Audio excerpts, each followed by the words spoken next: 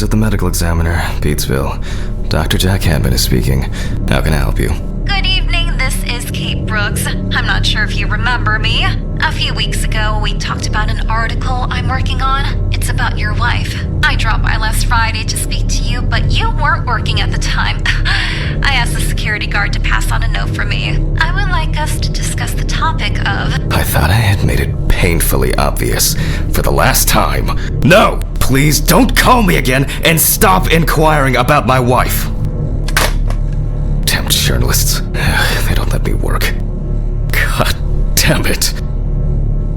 I'm not in the best frame of mind to record a lecture for my students now. I'm feeling completely broken. Where did I leave my meds this time?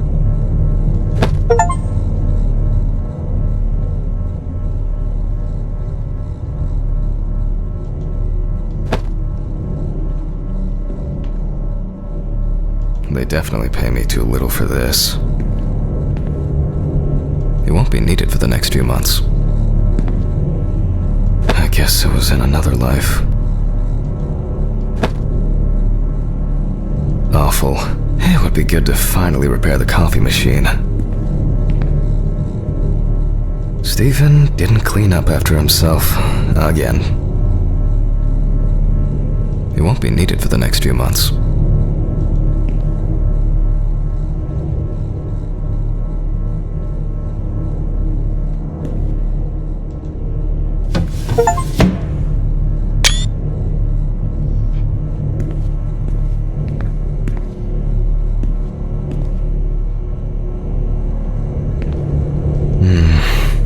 Another kidnapping this month.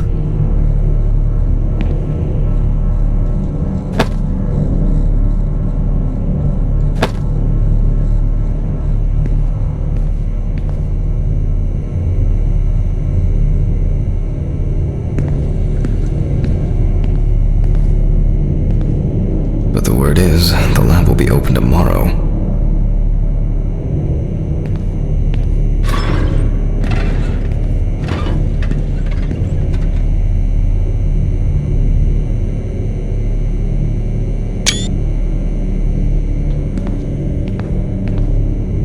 Seems to be set up and ready to go. My old but trusted centrifuge. Ideal for all the fluid tests I need to perform during an autopsy. A considerable collection. I need to fetch the camera.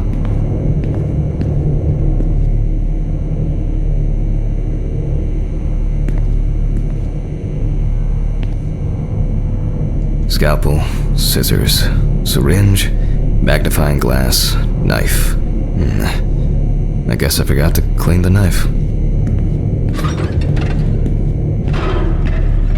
But the word is, the lab will be open tomorrow.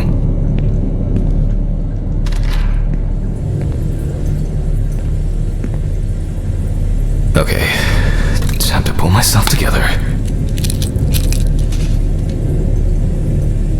And get back to work. I need to set up the camera first.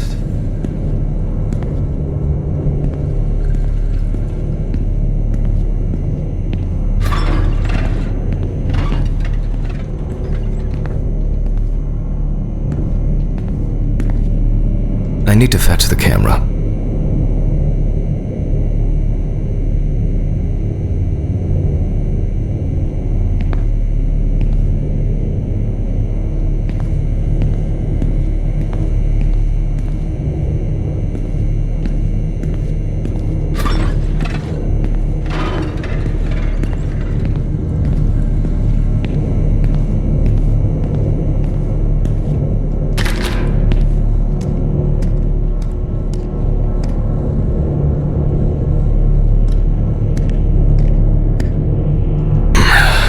Remember, Jack, don't forget to hit the record button this time.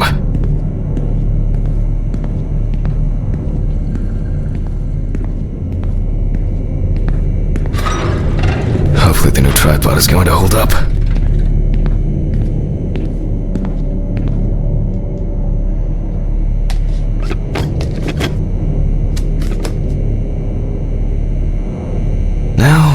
just have to get everything in frame.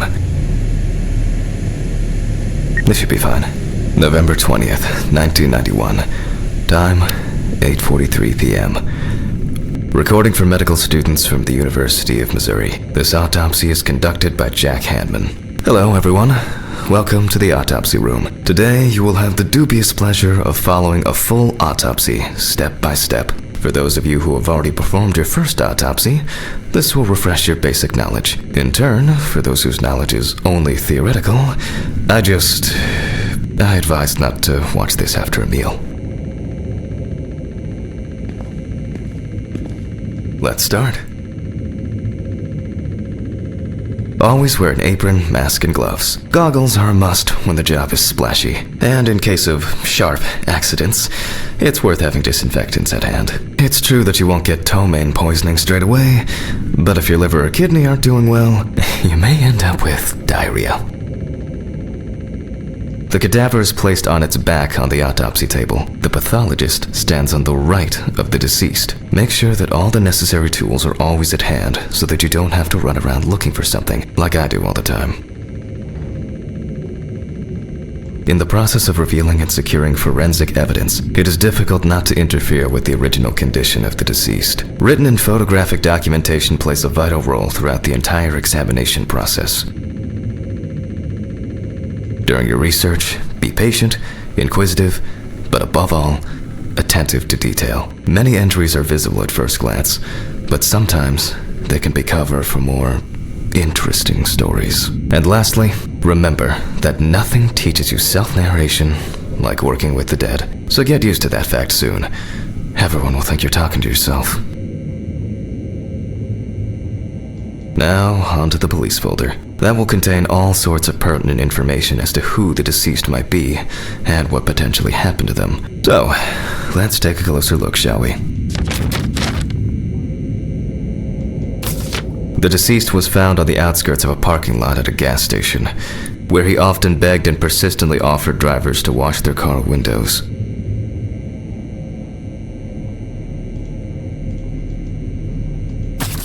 The deceased's name is Tobias Chambers, locally known as Old Toby. Homeless and unemployed for at least a couple of years.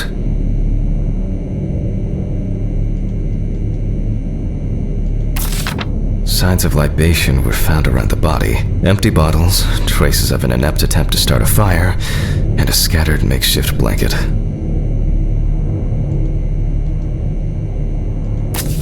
He worked most of his life at the local port dealing with unloaded cargo. He was fired for being drunk and starting fights. His son runs a hardware store on his own. His wife left him years ago. They both had no contact with the deceased.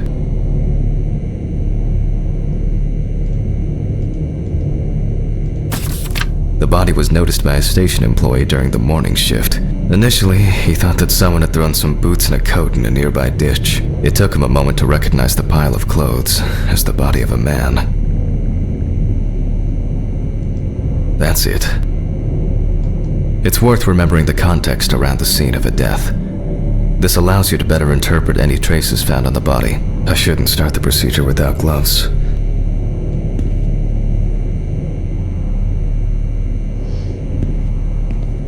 It's been a while since the eye wash in this thing was changed. It's probably a health hazard now.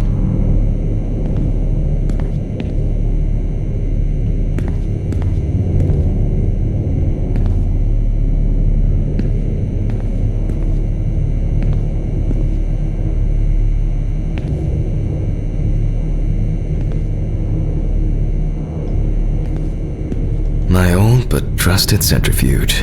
Ideal for all the fluid tests I need to perform during an autopsy.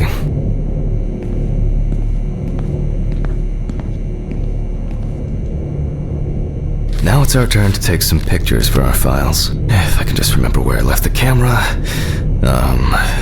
It's in here somewhere.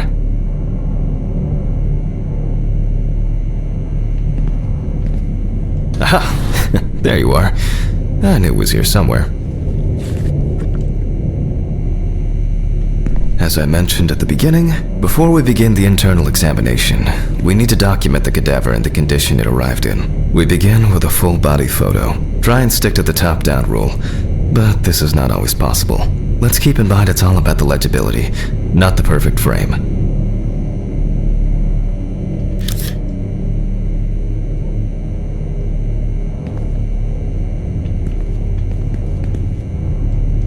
Voila! Now we move on to the next step, looking for traces. Take your time. Look at the corpse from different sides, from different angles, up close, and from a distance. You're looking for anything out of the ordinary.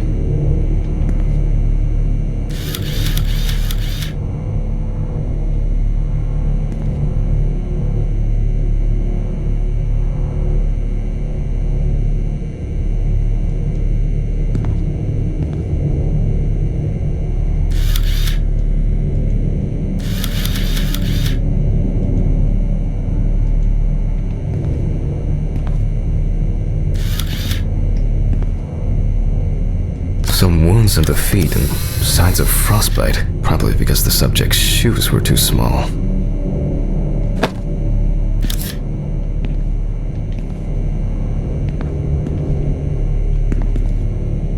Hardened hands, worn out by physical work and frostbite.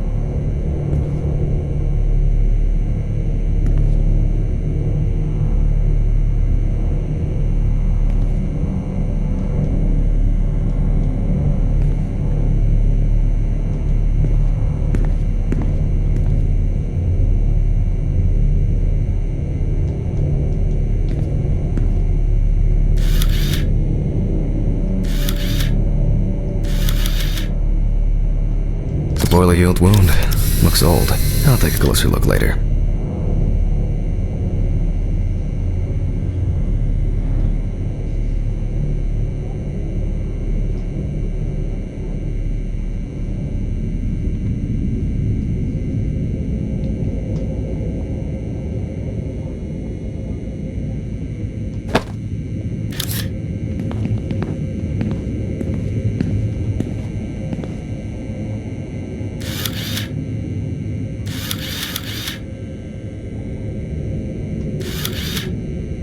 That's something interesting.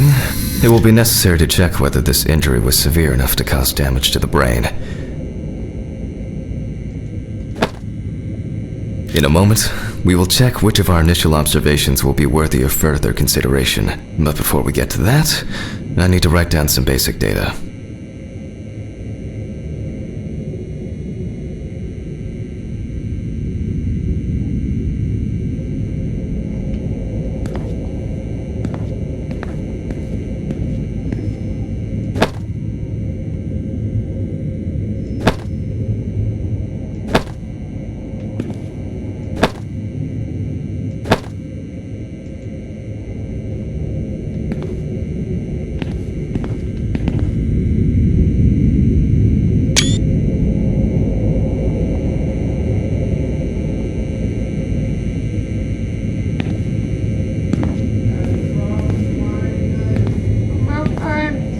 Scalpel, scissors, syringe, magnifying glass, knife. I guess I forgot to clean the knife. Scalpel, scissors, syringe, magnifying glass, knife. I guess I forgot to clean the knife. Personal information. The deceased was unclothed. Date. Okay, as you can see, I note everything down on previously prepared forms. Every pathologist must keep a detailed record of every step of the autopsy. This not only allows you to track the procedure, but also collates the results together, upon which you may back up your conclusions. So, enough of the boring prep. Let's begin by taking a closer look at the spots I photographed earlier. For this, you're going to need a magnifying glass.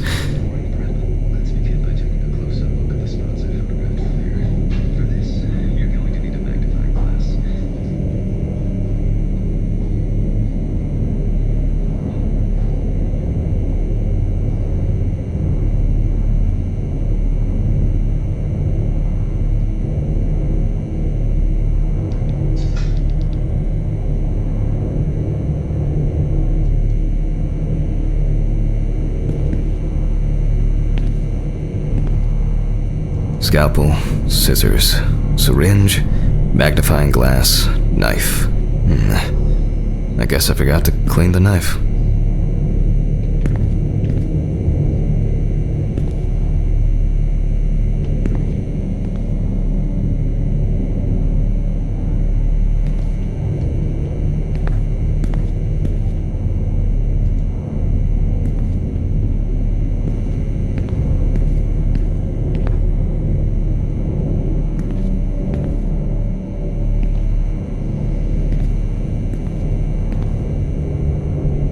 Scalpel, scissors, syringe, magnifying glass, knife.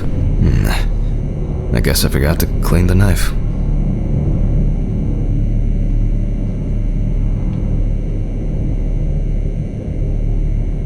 Scalpel, scissors, syringe, magnifying glass, knife. I guess I forgot to clean the knife.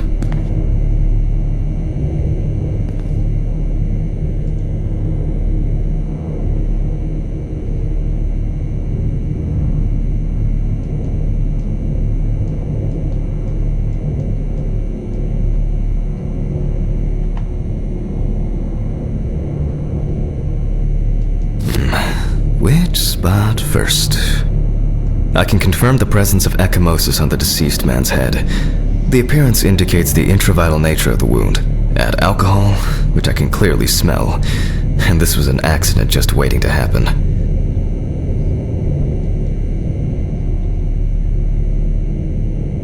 It looks like a burn mark, no doubt painful, but it's not pertinent for this case.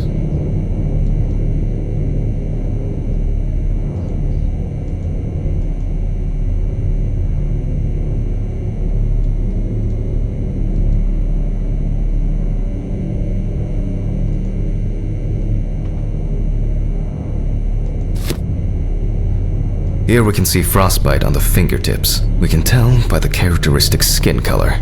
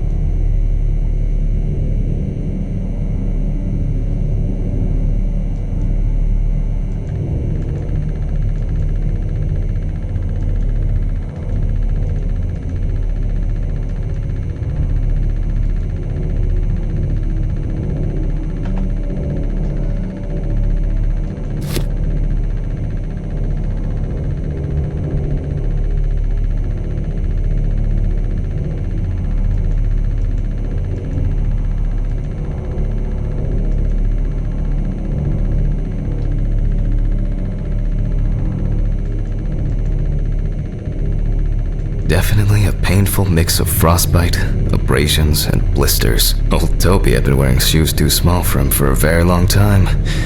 That's if he wore any at all.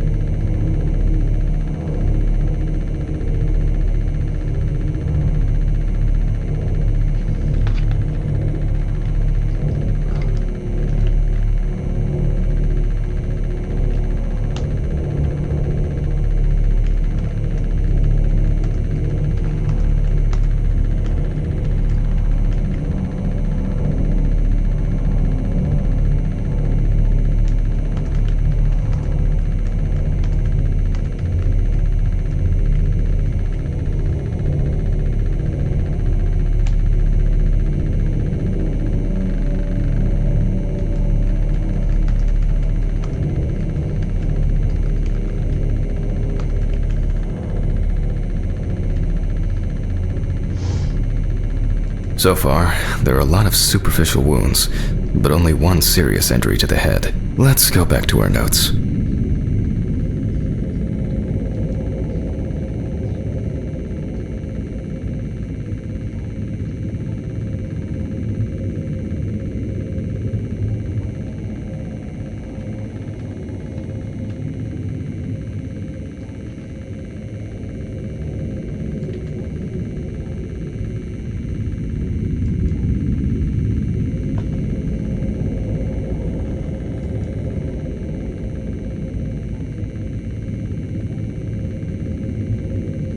First, I mark the location of the injuries and make notes for each one. So...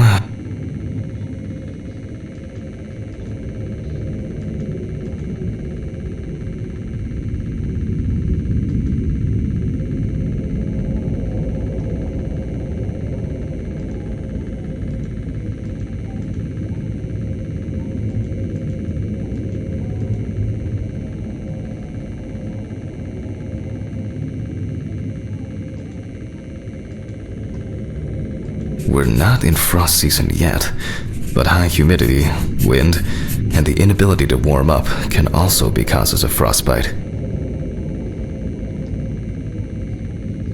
Even though this type of wound didn't contribute to the deceased's death, we're still required to record it. If Toby's body was cold for a prolonged period, the frostbite could have resulted from the body's defense reaction. The safety of the internal organs is more important than fingers, nose, or ears.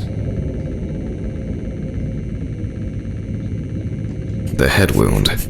Definitely an important clue. This is something we'll investigate first. As you can see, we don't have much to go on. Let's write down what preliminary causes of death we can think of.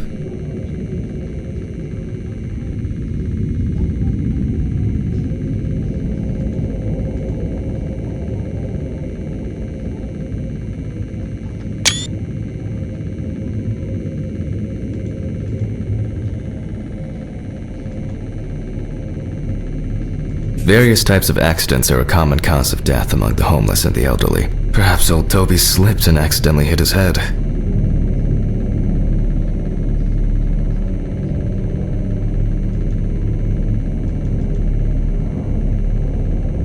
This is of no interest to us. Considering the conditions in which he slept, his body may have become hypothermic.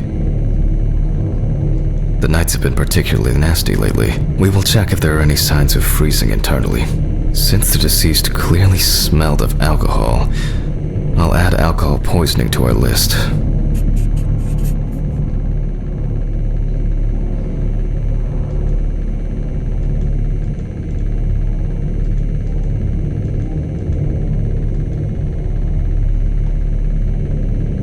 We still have one thing left from the basics: rigor mortis.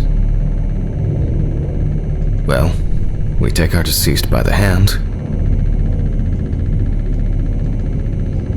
gradually we raise it,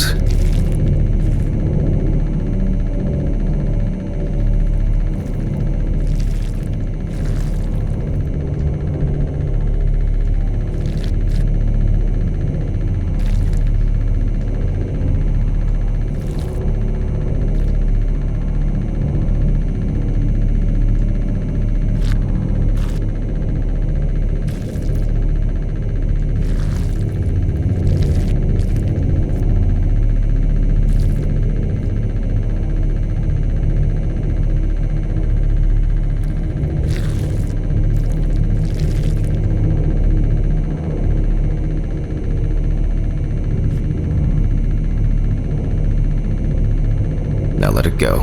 As you can see, the hand falls loose. What's the conclusion? Death must have occurred more than 72 hours ago. The police information appears correct.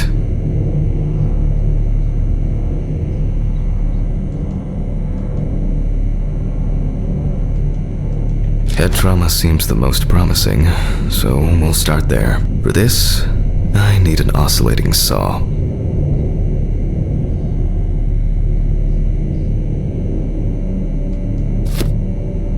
The cut is made from ear to ear.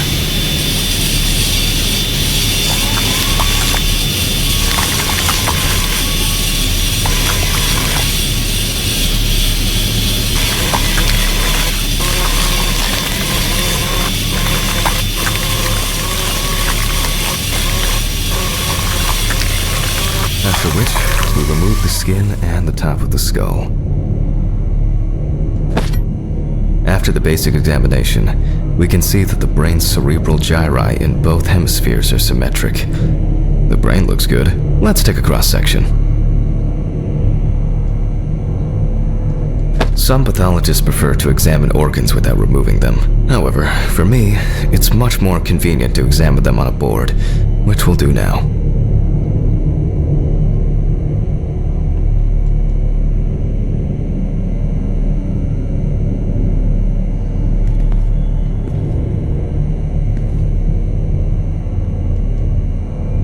Scalpel, scissors, syringe, magnifying glass, knife. I guess I forgot to clean the knife. No, this is too much for me. My pills, they should be in the bathroom.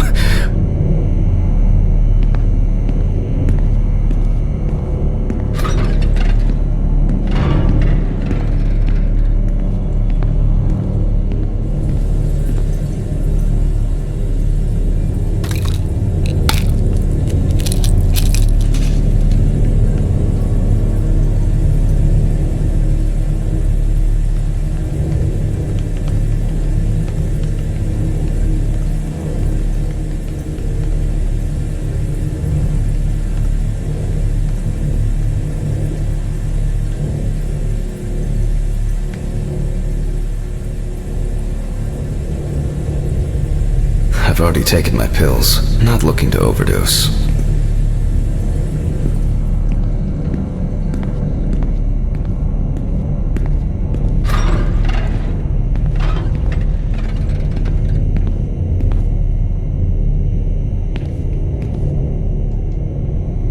Holding a long, narrow blade knife in the dominant hand, we slowly cut the cranial nerves on both sides, all the time pulling the brain towards us.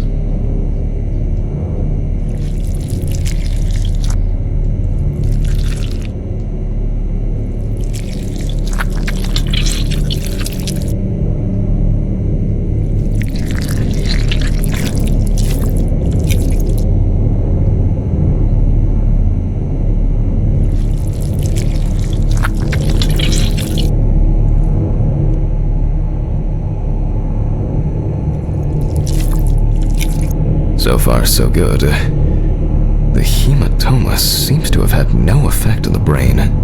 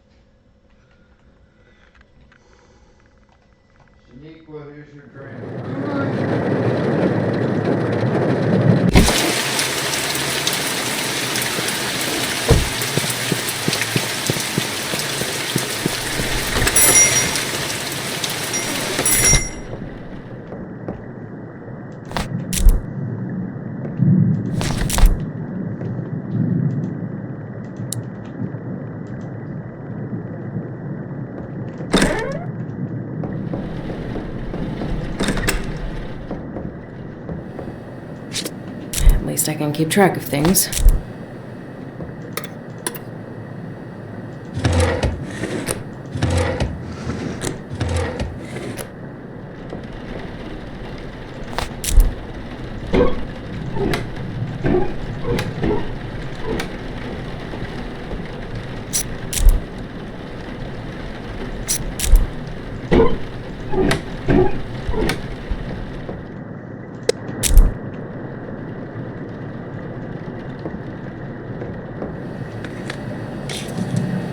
I already have one of those.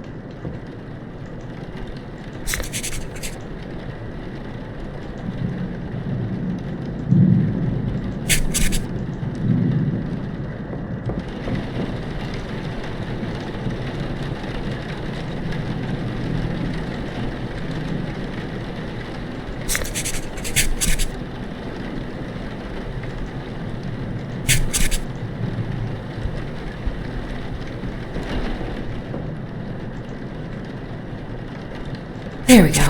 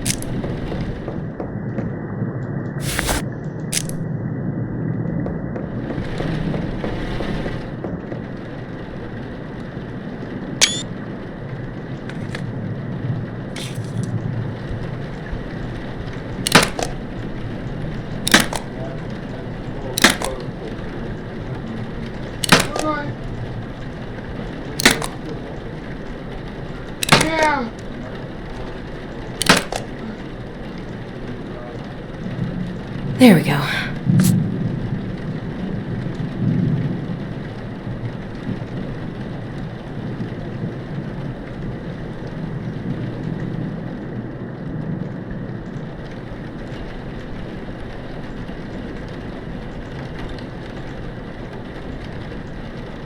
All right.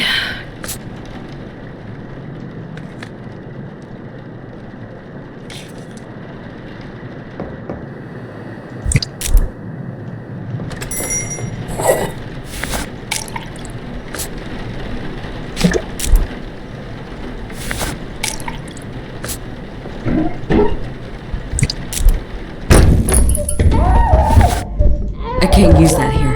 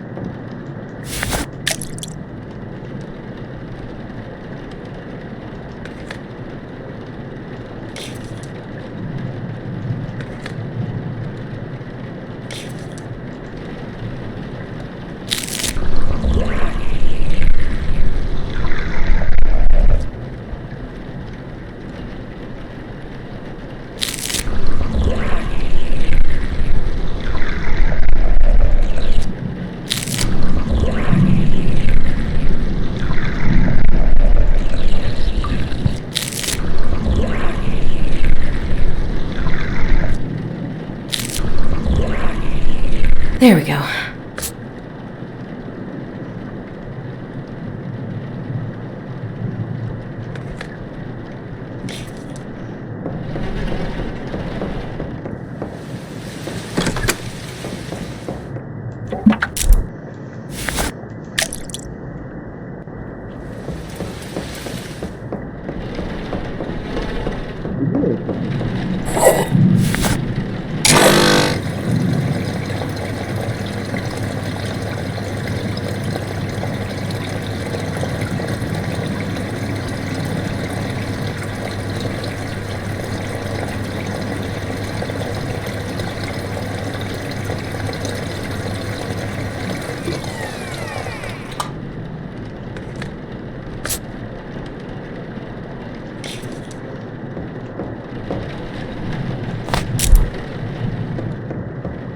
I'm missing something.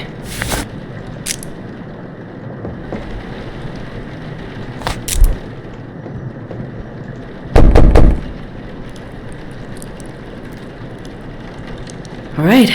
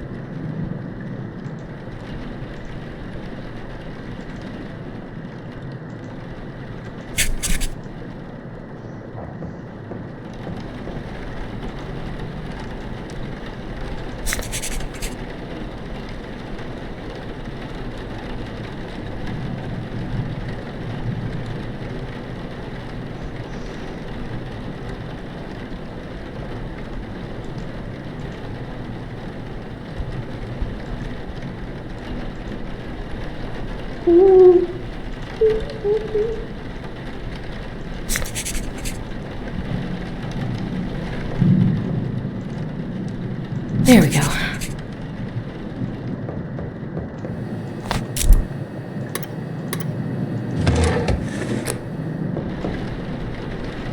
I already have one of those.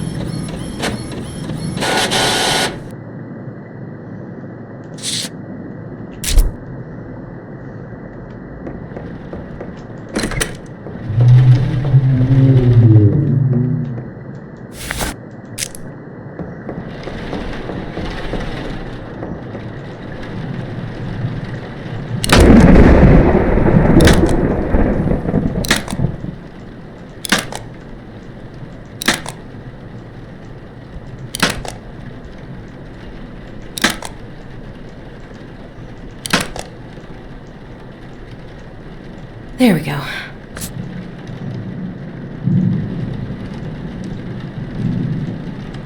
I'm missing something.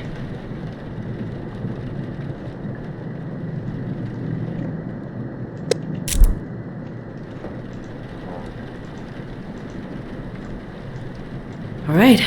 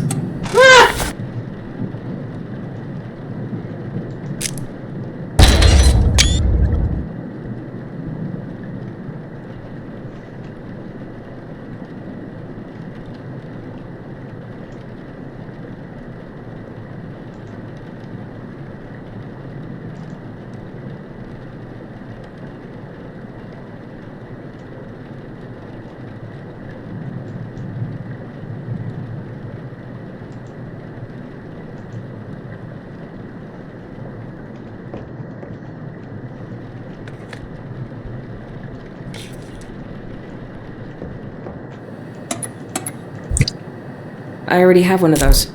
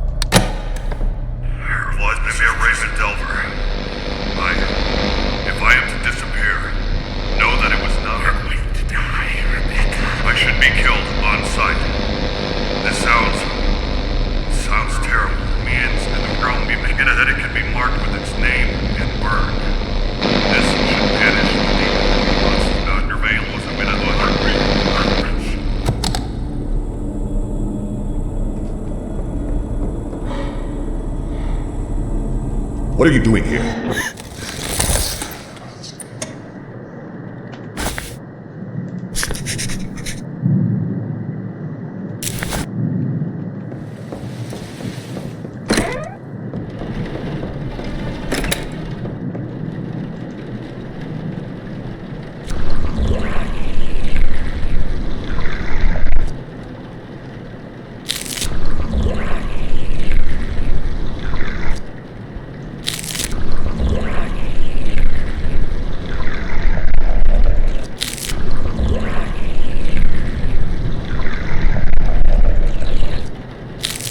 There we go.